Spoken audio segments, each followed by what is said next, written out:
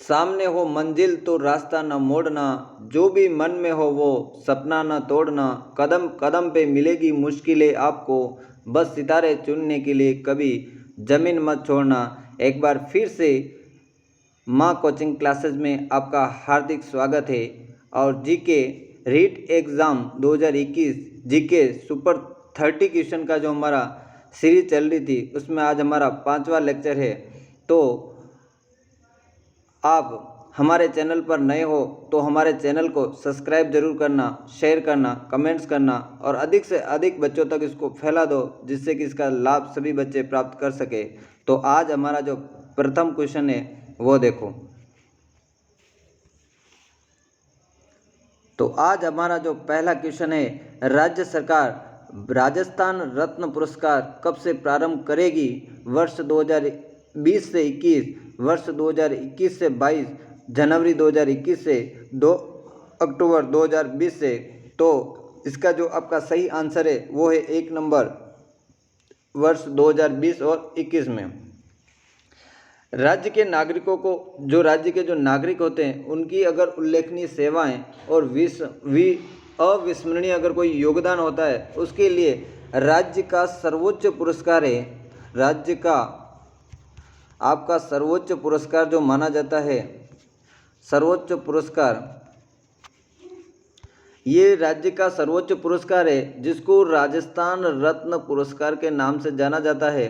और ये जो बजट 2020 और 21 की जो घोषणा हुई थी उसके अंदर इसको प्रारंभ कर दिया है और यह प्रारंभ वापस कर दिया गया। पिछली यह जो योजना जो थी पहले बंद कर दी थी और ये जो सबसे फर्स्ट में यानी वर्ष 2012 के अंदर इसका संचालन हुआ था और बीच में इसको बंद कर दिया था और 20 और 21 के बजट में वापस इसको चालू कर दिया है।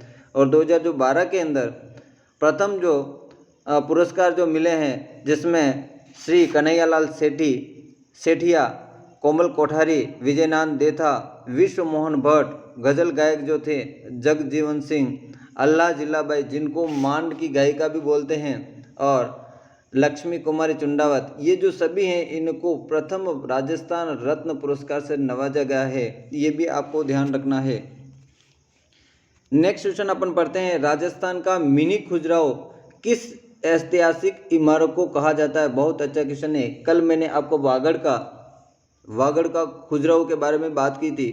तो इसमें किराडूक के मंदिर, रणकपुर मंदिर, बंड देवरा मंदिर, नागदा के मंदिर। तो आपका इसका जो सही आंसर है वो है 2 नंबर, वो है मंड देवरा का मंदिर।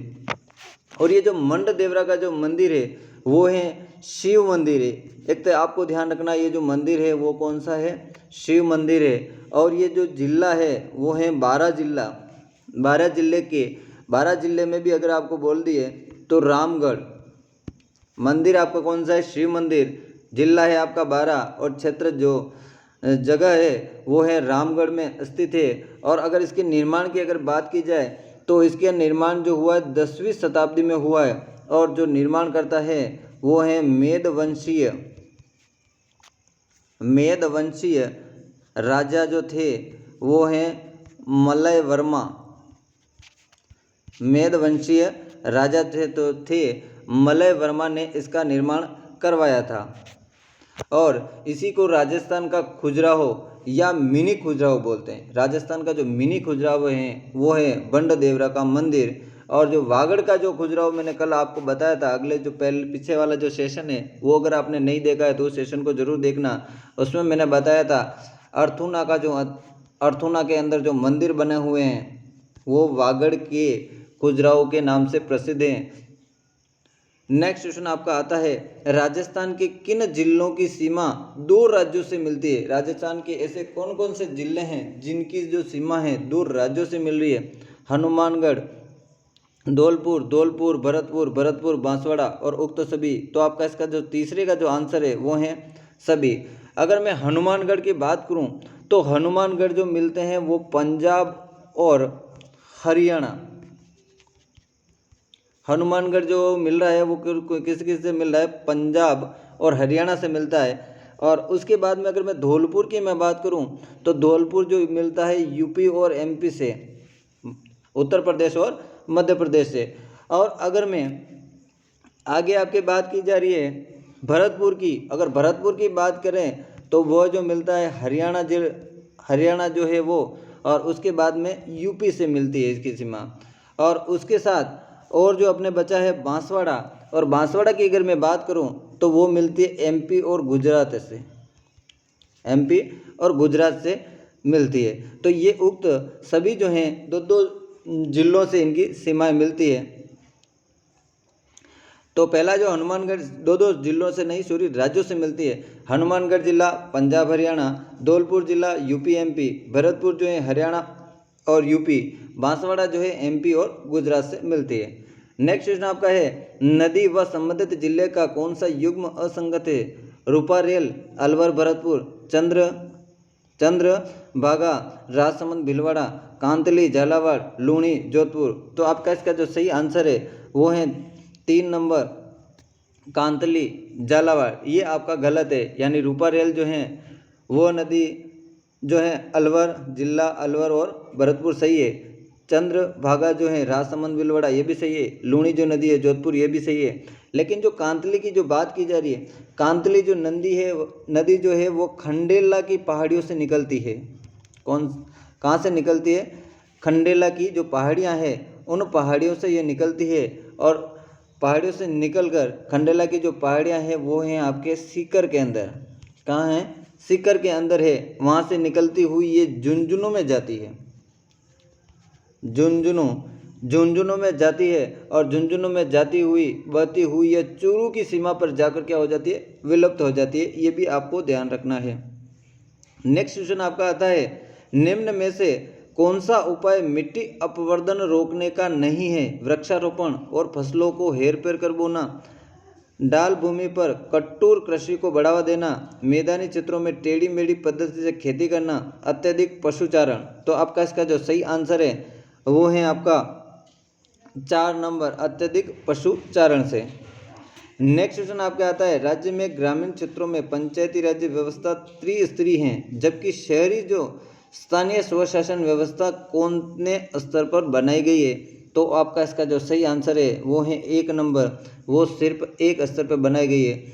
अगर मैं पंचायती राज्य की जो व्यवस्था की बात करूं तो उसके 3 स्तर बनाए गए हैं। पहला स्तर बनाया गया जिला स्तर,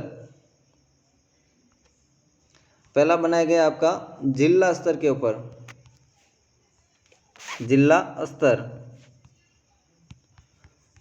स्तर पर जो बनाई जाती है वो जिला परिषद बनाई गई है, जिला परिषद। उसके बाद में दूसरे अगर स्तर की मैं बात करूं तो ब्लॉक स्तर पर बनाए गए हैं। और ब्लॉक स्तर पे जो बनाई गई वो पंचायत समितियां बनाई गई है, पंचायत समितियां।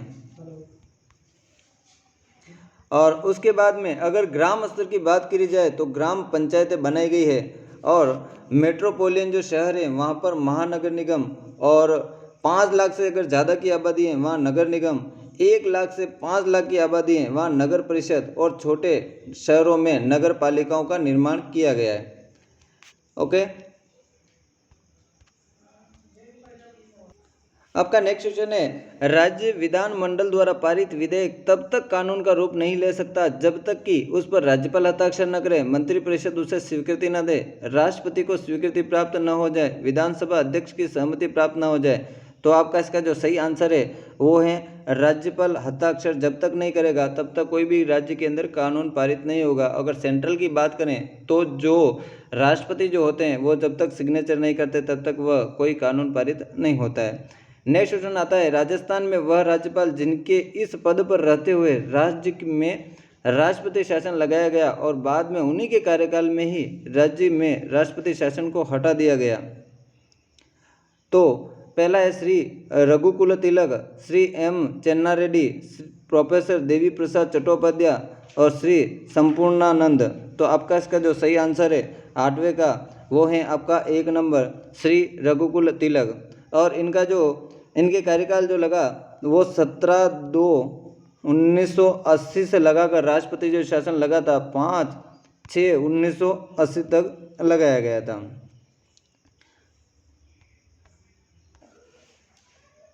सोचने से कहाँ मिलते हैं तमन्नाओं के शहर, चलना भी ज़रूरी है और मंजिल को पाने के लिए अगर आपको कुछ पाना है तो आपको चलना पड़ेगा, आपको मेहनत करनी पड़ेगी और आप मंजिल आसानी से पा सकते हैं। तो आपका नेक्स्ट क्वेश्चन जो आता है, राज्य विधानमंडल द्वारा पारित विधेयक तब तक कानून का रूप नहीं ले सकता जब तक कि उस पर राज्यपाल का हस्ताक्षर न हो, मंत्रिपरिषद उससे स्वीकृत न करे, राष्ट्रपति की स्वीकृति प्राप्त न हो जाए और विधान सभा की सहमति प्राप्त न हो जाए। तो आपका इसका जो सही आंसर है वो है 1 नंबर। ये हमने शायद पढ़ लिए हैं, सॉरी। तो आगे का नेक्स्ट क्वेश्चन अपना आता है, राज्य में सचिवालय प्रशासन का मुखिया कौन होता है? राजस्थान राज्य जो होता है उसके अंदर सचिवालय प्रशासन का मुखिया कौन होता है? राज्यपाल, मुख्यमंत्री, मुख्य सचिव, गृह मंत्री। तो आपका इसका सही आंसर है वो है 3 नंबर, मुख्य सचिव। यानी जो सचिवालय जो होता है राज्य प्रशासन का एक नियंत्रक और राज्य सरकार द्वारा बनाई जितनी भी नीतियाँ होती है, योजनाएं होती है, उसका एक सर्वोच्च नियामक और क्रियान्वयन करने वाला एक निकाय होता है। और इसका इस सचिवालय का जो मुखिया होता है वो मुख्य सचिव होता है। नेक्स्ट क्वेश्चन आपका आता है, राजस्थान में लोकायुक्त की नियुक्ति के दौरान राज्यपाल में निम्न में से किससे परामर्श नहीं करता? भारत का राष्ट्रपति, राज्य विधानसभा में प्रतिपक्ष का नेता, राज्य का मुख्यमंत्री, उच्च न्यायालय के मुख्य न्यायाधीश। इसमें सही उत्तर का विकल्प बताना, ए और सी, केवल ए और बी और केवल बी। तो 10वें का जो आपका आंसर सही है वो है ए और सी, यानी भारत के राष्ट्रपति और उसके बाद में राज्य का मुख्यमंत्री। इन दोनों से अपन को परामर्श लेने की आवश्यकता नहीं है। यानी राज्य में लोकायुक्त की नियुक्ति जो की जाती है, ध्यान रखना सबसे इम्पोर्टेंट, राज्यपाल।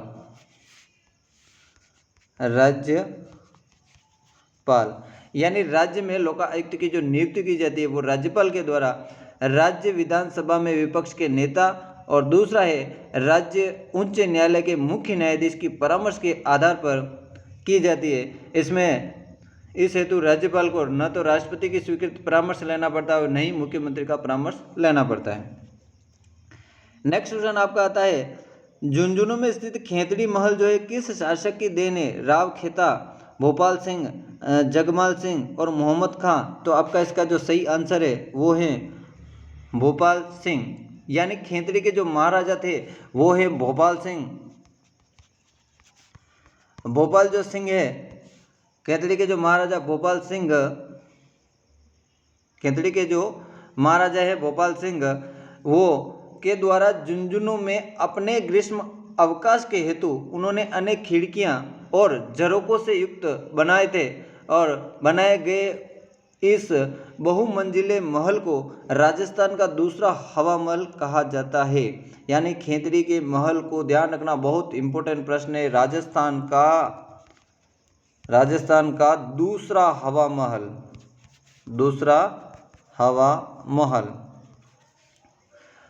यानी राजस्थान का दूसरा हवा महल जो है वो है खेतड़ी का महल। और यह जो है जो खेतड़ी का महल जो है झुंझुनू के अंदर स्थित है, ध्यान रखना। ओके, नेक्स्ट क्वेश्चन है, और आपको ये भी ध्यान रखना है, तो लखनऊ की बुलबुलैया और जयपुर के हवा महल की झलक जो देखने में इस महल के अंदर आपको मिलेगी। नेक्स्ट क्वेश्चन आपका आता है, कोटा में 1739 ईस्वी में निर्मित जग मंदिर किस तालाब में स्थित है? व्हाइट लेक, किशोर सागर, ज्ञान सागर और मावठा झील। तो आपका इसका जो सही आंसर है वो है 2 नंबर, किशोर सागर। कल भी आपको पिछले सेशन में बताया था मैंने, किशोर सागर जो तालाब है वो कोटा शहर के अंदर स्थित है और इसका जो निर्माण जो करवाया है महाराजा दुर्जन शाल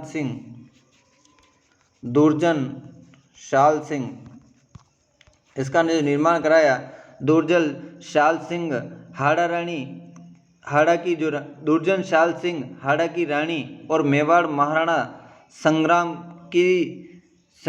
सिंह द्वितीय की जो पुत्री हैं ब्रज कंवर ने सन 1739 में उदयपुर के लेक पैलेस की तर्ज पर इसका निर्माण करवाया था। तो आपको इसको ध्यान रखना है। आगे का नेक्स्ट क्वेश्चन है, सुमेलित कीजिए, और इसमें श्री नाकोड़ा जैन तीर्थ, किराडू के मंदिर, राजस्थान का मिनी खजुराहो, मंडदेवरा मंदिर बांसवाड़ा, कल्ला जी का मंदिर, कल्ला जी का जो मेला लगता है राजस्थान का खजुराहो, ये अलग अलग लिख के आपको इसको सुमेलित करना है। उसके अंदर देखो सबसे पहले नाकोड़ा जी का जो मंदिर, श्री नाकोड़ा जी जो हैं वो हैं जैन तीर्थकार हैं। उसके बाद में मंडदेवरा है, मंडदेवरा अभी आपको मैंने बताया था राजस्थान का मिनी खजुराहो किराड़ू का जो मंदिर है वो है आपका मंडदेवरा मंदिर जो है वो हो गया राजस्थान का मिनी खजुराहो, कल्ला जी का है बांसवाड़ा के अंदर, और किराड़ू का मंदिर है राजस्थान का खजुराहो। ध्यान रखना ये आपका बहुत इम्पोर्टेंट है। श्री जैन मंदिर, श्री नाकोड़ा जो है जैन तीर्थ हैं। किराड़ू का जो मंदिर अभी मैंने बताया राजस्थान का किराड़ू का मंदिर जो है राजस्थान का खजुराहो। मंडदेवरा मंदिर जो है राजस्थान का मिनी खजुराहो, और कल्ला जी का जो मेला पड़ता है वो बांसवाड़ा के अंदर पड़ता है। तो आपका इसका 13वें का जो आंसर है वो है 2 नंबर ए, उसके बाद में डी, उसके बाद में बी और उसके बाद में सी। नेक्स्ट क्वेश्चन आपका आता है विजय की पहाड़ी, भीम जी की डूंगरी और महादेव जी की डूंगरी किस जिले में स्थित है? विजय की पहाड़ी, भीमदेव की डूंगरी, महादेव की डूंगरी ये कौन से जिले में स्थित है? जयपुर, अलवर, भरतपुर, दौसा। तो आपका इसका जो सही आंसर है वो है 1 नंबर, वो है आपका जयपुर के अंदर। जयपुर जो जिला है उसके, जयपुर जिले के विराटनगर जिसको बेराट भी बोलते हैं, और वहाँ पर उत्खनन हुआ है, और उत्खनन में मौर्यकालीन यानी अशोककालीन के बौद्ध स्तूप, बौद्ध मठ और विहार के अवशेष भी मिले हुए हैं। नेक्स्ट क्वेश्चन आपका आता है निम्न में से कौन सा कथन भरतपुर का लोहागढ़ दुर्ग के संबंध में साम्य नहीं रखता है? यह दुर्ग जो है जल दुर्ग है। मुगलों पर विजय के उपलक्ष्य में इस दुर्ग में जवाहर बुर्ज का निर्माण करवाया गया, और इस किले को न तो मुगल जीत सके न ही अंग्रेज। भरतपुर दुर्ग पर सबसे प्रभावी आक्रमण सन 1805 ईस्वी में अंग्रेजी सेना ने लॉर्ड लेक के नेतृत्व में किया गया। तो आपका इसका जो सही आंसर है वो है 1 नंबर, यह जल दुर्ग है।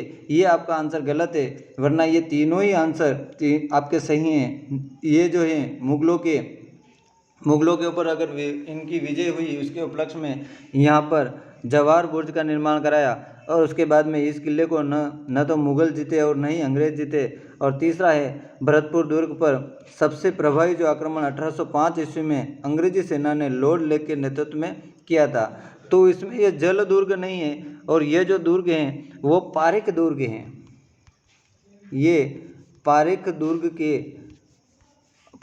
हैं। और पारिक दुर्ग क्या होता है? पारिक दुर्ग जिसके चारों तरफ गहरी खाइयाँ होती है और खाइयों के अंदर पानी भरा होता है, उस दुर्ग को पारिक दुर्ग कहा जाता है। और दुर्ग जो निर्माण कराया है वो जाट महाराजा सूरजमल के द्वारा इसका निर्माण कराया है। जाट के जो महाराजा हैं सूरजमल के द्वारा इसका निर्माण कराया गया।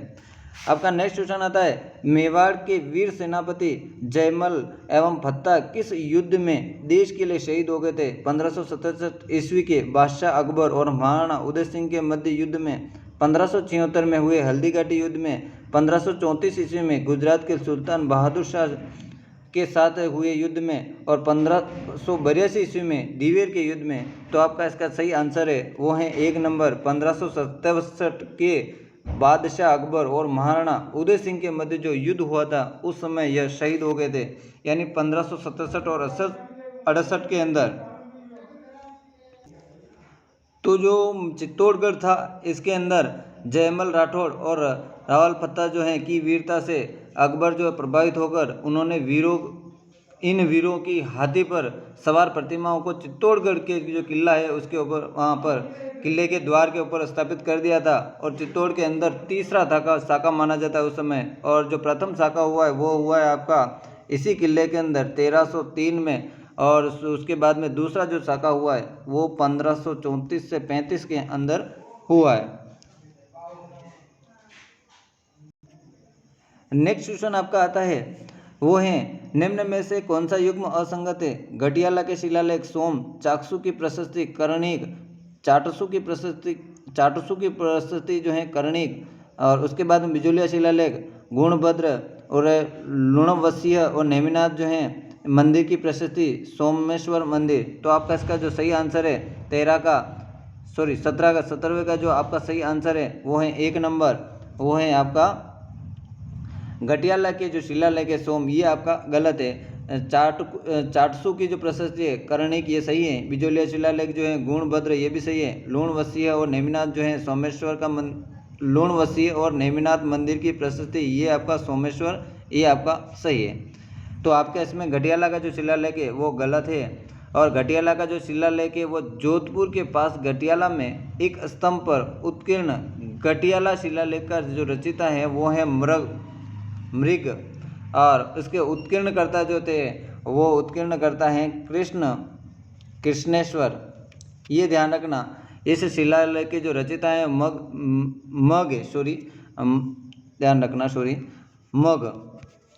मग, और उसके बाद में जो उत्कीर्णकर्ता थे वो कृष्णेश्वर माने जाते हैं। नेक्स्ट क्वेश्चन आपका आता है, औरंगजेब के पुत्रों के मध्य 2 जून 1707 को धौलपुर आगरा के मध्य जाजाऊ के मैदान में हुए उत्तराधिकार युद्ध में आमेर के शासक सवाई जयसिंह ने किसका साथ दिया था? कामबख्श, आजम, मुअज्जम और तटस्थ रहा। तो 18वें का जो सही आंसर है वो है आजम का इन्होंने साथ दिया था। आपका नेक्स्ट क्वेश्चन जो आता है, फाबूजी की फड़ और फवाड़ों को क्रमशः गायक और रायका जाति द्वारा किन वाद्य यंत्रों के बीच गाया जाता है? सारण, मठ, रावणहत्ता और माठ और सारण और रावणहत्ता। तो आपका इसका जो सही आंसर है वो है रावणहत्ता और माठ के द्वारा, माठ के ऊपर, यानी जो बाबूजी की जो फड़ होती है वो रावणहत्ता वाद्य यंत्र के साथ, और इनके जो पवाड़ा जो होते हैं वो माठ वाद्य यंत्र के साथ रायका जो जाति होती है उसके द्वारा गाया जाता है। पतझड़ हुए बिना पेड़ों पर नए पत्ते नहीं आते, कठिनाइयाँ और संघर्ष सहे बिना अच्छे दिन नहीं आते। तो आपके अच्छे दिन, आपको कठिनाई थोड़ा बहुत संघर्ष के अंदर आपको सहनी पड़ेगी, तो आपके अच्छे दिन जरूर आएंगे। और आगे का नेक्स्ट क्वेश्चन देखते हैं।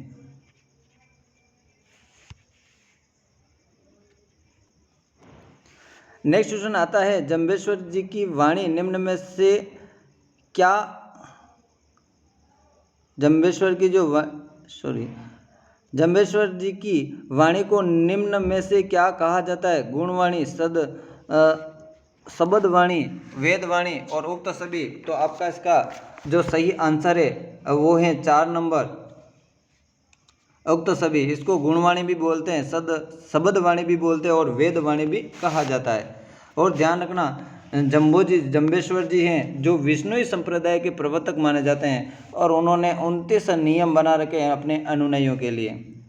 नेक्स्ट क्वेश्चन आपका आता है, निम्नलिखित में से कौन सा युग्म असंगत है? मकर संक्रांति 14 जनवरी को, उब छठ जो होती है भाद्रपद क्रिसमस 6 को, देव जुलनी 11 जो होती है कार्तिक शुक्ल 11 को, अहुई अष्टमी जो होती है चैत्र कृष्ण 8 को। तो आपका इसका सही आंसर है वो है 4 नंबर, अहुई अष्टमी चैत्र शुल्क 8 को। ये आपका गलत है। ये जो मनाई जाती है कार्तिक कृष्ण को 8 को मनाते हैं, चैत्र विशाख में नहीं मना के यह कार्तिक कृष्ण 8 को मनाई जाती है। नेक्स्ट क्वेश्चन आपका आता है, तारकिन का उर्स निम्न में से किस पीर की दरगाह पर आयोजित किया जाता है? संत काजी हमीरुद्दीन नागौरी, पीर डुल्ले शाह, चोटीला पीर और पीर मलिक शाह। तो आपका इसका जो सही आंसर है वो है 1 नंबर, संत काजी हमीरुद्दीन नागौरी। तो और ये जो तारकिन का उर्स का जो है एक मेला भी भरता है, और वो मेला भरता है नागौर के अंदर भरा जाता है। नेक्स्ट क्वेश्चन आपका आता है, बिल जो है किस देवी देवता के चढ़ाई पर केसर का पानी पीकर झूठ नहीं बोलते? महादेव यानी शिवजी, हनुमान, दुर्गा माँ, ऋषभदेव, कालाजी। तो आपका इसका जो सही आंसर है वो है 4 नंबर, ऋषभदेव जी जो हैं, और इनका जो मंदिर जो है वो उदयपुर में स्थित है, जिनको ऋषभदेव जी का, काला जी का या काला बाबू जी का, या इनके जो बोलते हैं केसरिया नाथ जी का मंदिर दुलेव उदयपुर के अंदर स्थित है, दुलेव उदयपुर। नेक्स्ट क्वेश्चन आपका आता है, किस आभूषण का संबंध महिला के पैरों से नहीं है? नेवरी, पूचिया, आंवला, हिरनामेन। तो आपका इसका जो सही आंसर है वो है 3 पूचिया। पूचिया जो है वो हाथ का आभूषण है। नेक्स्ट क्वेश्चन आपका आता है, कौन सा वाद्य यंत्र आधे कटे नारियल की कटोरी पर खाल मंडकर बनाया जाता है? रावणहत्था, जंतर, सारंगी, इकतारा। तो आपका इसका जो सही आंसर है वो है 1 नंबर रावणहत्था वाद्य यंत्र। नेक्स्ट क्वेश्चन आपका आता है, स्वतंत्रता के पश्चात राजस्थानी में लिखा गया प्रथम उपन्यास कौन सा है? कनक सुंदर, आभे पटकी, केसर विन्यास, कल्पसूत्र। तो आपका इसका जो सही आंसर है वो है 2 नंबर आभे पटकी। और आभे पटकी जो उपन्यास था वो 1956 के अंदर श्रीलाल नथमल जोशी के द्वारा रचित उपन्यास है। ध्यान रखना इसका भी नाम श्रीलाल नथमल जोशी के द्वारा रचित उपन्यास है आभे पटकी 1956 के अंदर। आपका जो नेक्स्ट क्वेश्चन आता है, चित्रकार साहिबुद्दीन किसके शासनकाल में थे? महाराणा कर्ण सिंह, महाराणा जगत सिंह प्रथम, महाराणा राज सिंह और उक्त सभी। तो आपका इसका जो सही आंसर है वो है 4 नंबर। इन तीनों ही राजा के टाइम पर चित्रकार साहिबुद्दीन शासनकाल किया था। नेक्स्ट क्वेश्चन आपका आता है, राजस्थान की कौन सी रियासत